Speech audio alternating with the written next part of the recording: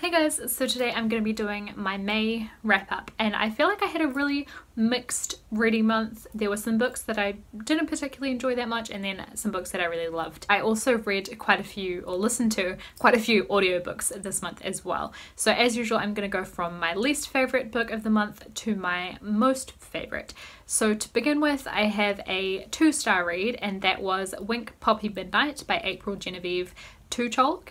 This was one that I listened to on audiobook, and it was quite a disappointing one for me, to be honest. It's a YA contemporary novel. It's kind of a mystery, I guess, and it's about basically 3 teenagers called Wink, Poppy and Midnight. Wink is a very odd kind of girl. She's quite out there and different. Poppy is kind of a nasty piece of work, to be honest. She's a really selfish, manipulative kind of person. And then Midnight is the boy who's kind of caught between them. He is a bit lonely, he's dealing with stuff at home, and he really is just looking for like a kind of meaningful friendship. For me, the main reason that I didn't really enjoy this book was the fact that I didn't find any of the characters' actions or motivations for anything that they did believable. I just think it was super outlandish, and these kids were all so weird and just not believable to me. I feel like this book tried to have a massive twist at the end as well, and it just didn't work for me. I don't think it was that significant, and it got just made such a big deal out of. There was a lot of explanations of like, this is how it all went down, and it just seemed super ridiculous to me. So yeah, wasn't a fan of this book. Moving on to my 3-star reads for the month. The first one is Wake by Amanda Hocking. This is another one that I listened to on audiobook, and this is a YA, I want to say like fantasy kind of, but it's kind of like a contemporary based story. This is a story about sirens.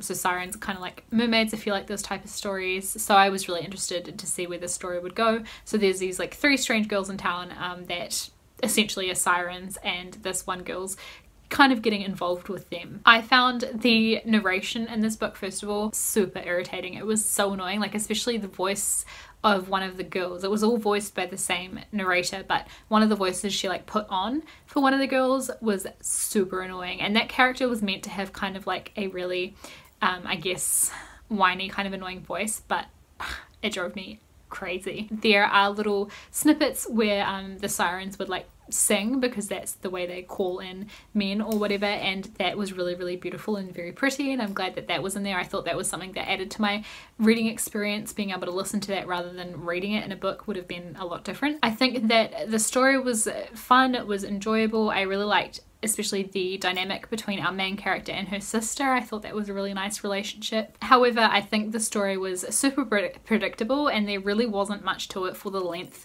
of this book. Like nothing really happens, and it's a series that I'm definitely not going to be continuing, so there's that. My next 3-star read is another one that I listened to on audiobook. You guys can see I got through a lot of audiobooks this month. I just had a lot of like assignments going on and stuff like that, so I didn't have a lot of time to do like physical reading, so I'm glad that I could get through some audiobooks as well. But my next 3-star one was Girl Man's Up by Emmy Gerard. This is about a teenage girl called Pen, who is a super tomboy. She just likes dressing more masculine, and she hangs out with guys, and she's also into girls. She doesn't put a label on herself as to what her sexuality is or anything like that. But yeah, so it kind of deals with her having pressures from her family, because they're very traditional and very not open-minded to her not being super girly. It deals with the pressures of her friends, because her guy friends are kind of like mean to her in a lot of ways, and trying to make new friends with other people, and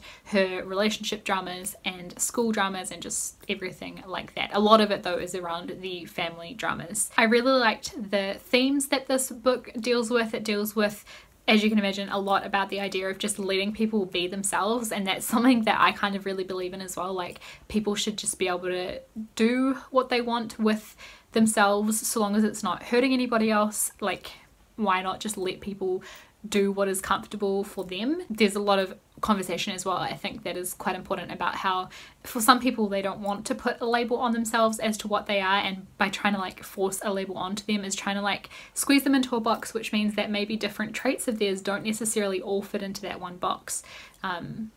So yeah, I found that really interesting, and I think it was great the way it dealt with that kind of theme. This book has a lot of dumb drama though that just drags on and on and on. There were situations that Pen got into and I was like, I can't believe you've got yourself into this situation. She had one friend in particular who was really not a friend at all. He was super toxic and super nasty and mean, and he would say stuff and Pen would just believe it, and I'm like, what is wrong with you? My next 3-star read was another one that I listened to on audiobook, and this is a short story anthology called Slasher Girls and Monster Boys, which is edited by April Genevieve Tutolk, who wrote Wink Poppy Midnight. This one I really enjoyed certain stories from it. There were a couple of stories that were 5-star reads for me. I loved them. However, even though overall it was like quite creepy and super fun, most of the stories for me were only 2 or 3 stars. There was one story that I DNF'd as well, and that was Stitches by A.G. Howard. The reason for that is because the story is a lot of these stories are inspired by different movies and different like classic stories by other writers and things like that, and this particular one, I don't know if it was based on Saw, it was probably based on something else, but in my mind it had certain similarities to Saw, where if you're like someone like me, I've seen a lot of the Saw films but I hate them and I can't stand, I'm like the person who sits there with gore type stuff like that, I can't watch it, so I really didn't want to listen to it, and I wouldn't have wanted to read it if it was a physical book. So I ended up DNFing that one, and part of like the kind of the other half of the reason why I DNF'd that story was I have read A.G. Howard's Splintered book before. It's the first book in a series, and I really didn't like her writing style in that book. It totally wasn't for me, so I knew I wasn't going to be missing much with the story because I knew that I didn't like the writer's writing so much anyway. However, I'm going to tell you about the 2 stories that I loved the most just real quick because they were so good, and I'm actually going to buy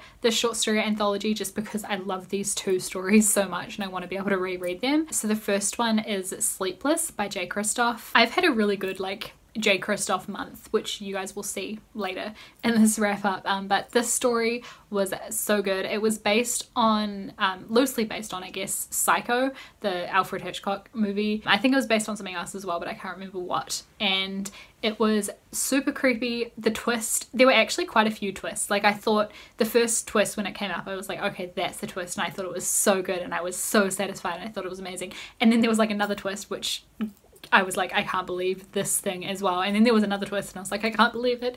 It was such a good story. I don't want to go into the plot of these stories too much because they're super short, so yeah.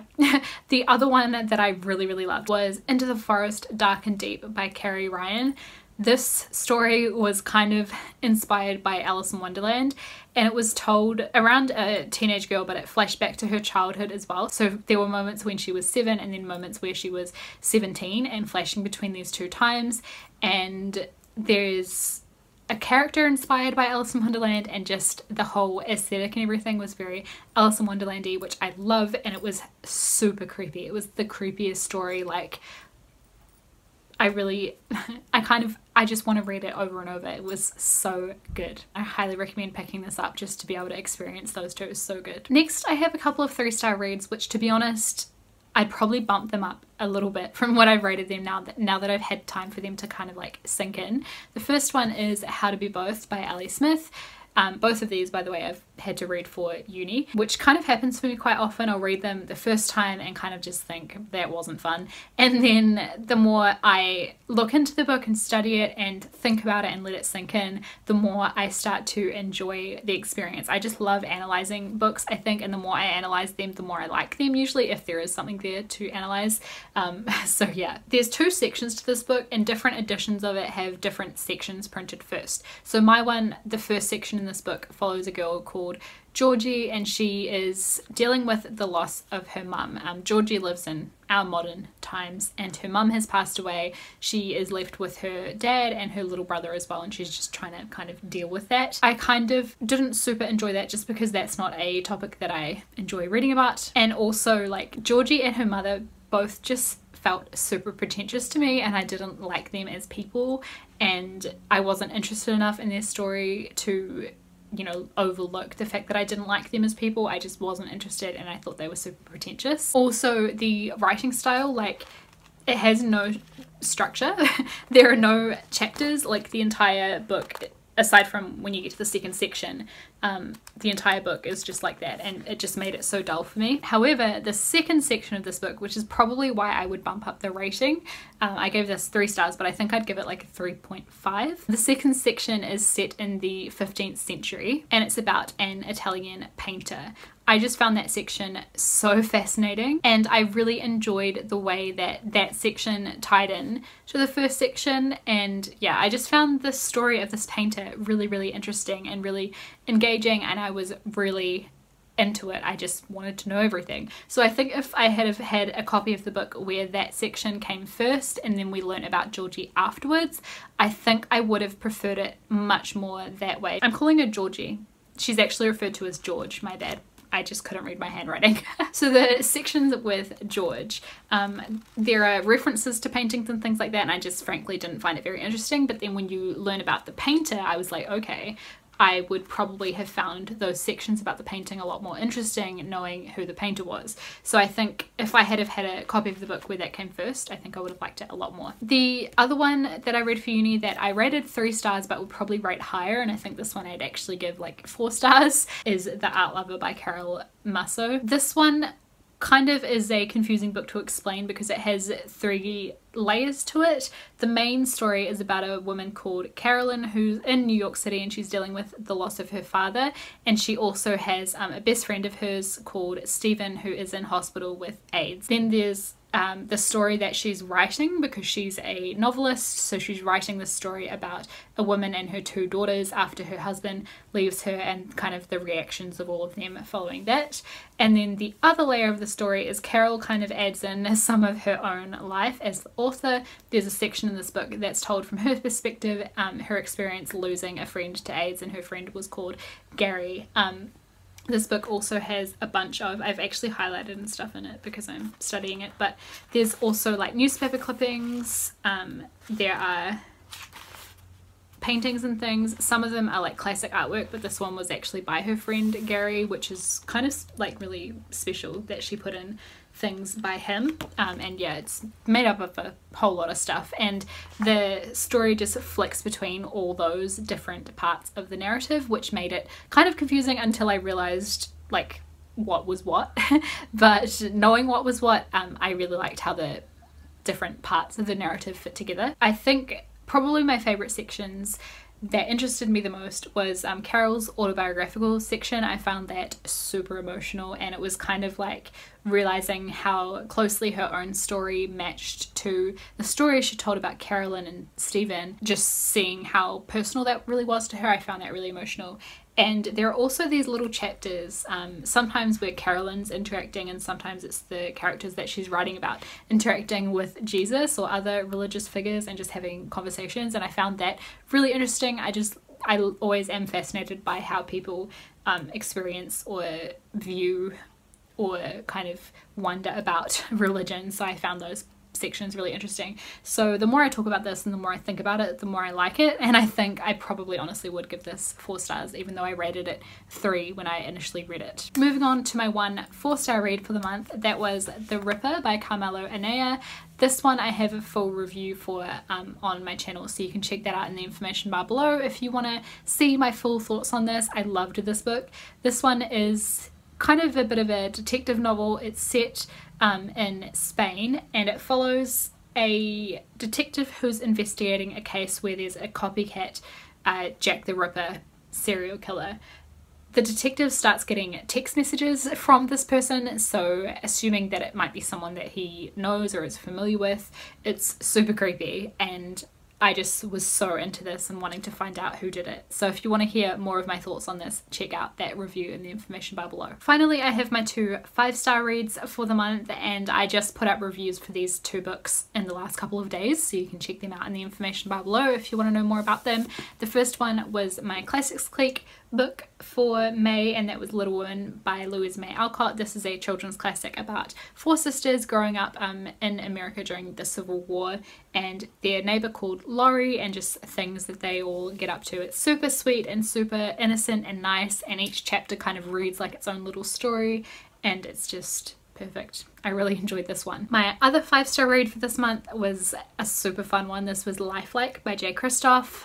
this, make sure you go check out my review if you're interested, because I loved this book. It was super fast-paced, action-packed, loved the writing, it was really witty, the characters were brilliant. There's a robot sidekick who I loved, and a robot dog as well, and a girl called Lemon, which is like a super weird name, but it totally suits her. And this book had crazy twists in it that I totally didn't see coming. There's a very cliffhangery ending, which makes me really want to read the next book ASAP. I don't think it comes out till next year, so I'm going to be left hanging for a while. And there are also a bunch of references to different things. Pinocchio is one of them, so if you're a Pinocchio fan, you might want to check out this book. There's also references or allusions to a historical event that I found it really interesting that was included. So overall, loved this book. Definitely check it out. So that is it for all of the books that I read throughout the month of May. If you've read any of these, let me know your thoughts on them in the comments down below, or let me know what your favorite book was that you read in the month of May, and I'll see you guys with another video in a couple days. Thanks for watching. Bye.